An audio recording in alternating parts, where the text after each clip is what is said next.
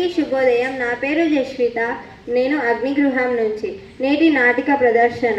పాత్రలు: రవి అపజయాన్ని భయపడే విద్యార్థి, అనిత వృద్ధి దృక్పథం కలిగిన విద్యార్థిని, గురువు శాంతంగా ప్రోత్సాహంగా జ్ఞానంతో మాట్లాడేవారు, స్నేహితురాలు ఖుషి మద్దతు ఇచ్చే సహకారి.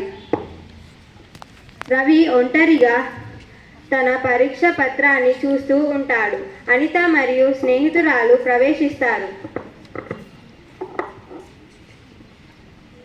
రవి, గంట కట్టినప్పటి నుంచి ఇక్కడే కూర్చున్నావు, ఏమైంది?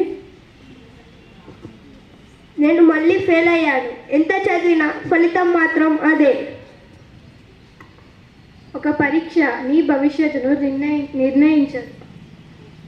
నాకు అలా అనిపించడం లేదు. కొందరు పుట్టుకతోనే తెలివైన వారు. నేను అలాంటి వాడిని కాను. తెలివి స్థిరమైనది అని ఎవరు చెప్పారు?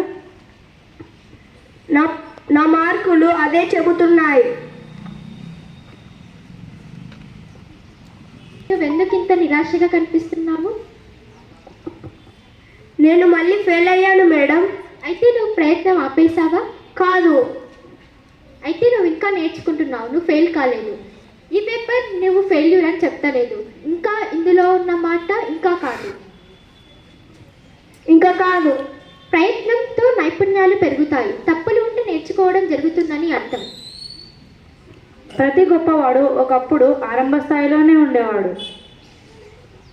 మరియు ప్రయత్నం ఎప్పుడు వృధా కాదు. అంటే నా కష్టం నేను బలహీనుడినని కాదు, నేను మెరుగుపడుతున్నానని అర్థం. ఖచ్చితంగా. వృద్ధి దృక్పథం అంటే మెరుగుదల ఎప్పుడు సాధ్యమేనని నమ్మకం.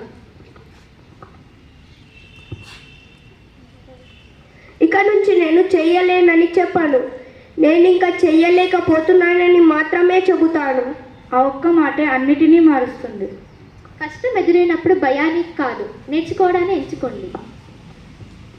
తప్పులు చేసినప్పుడు సందేహాన్ని కాదు, ధైర్యాన్ని ఎంచుకోండి. ఇప్పటి నుంచి మార్కులు రాకుంటే వదిలేయటాన్ని కాదు, ఎదుగుదలను ఎంచుకోండి. సరైన దృక్పథం ఉంటే నేర్చుకోవడానికి ఎలాంటి పరిమితులు ఉండవు. ధన్యవాదాలు.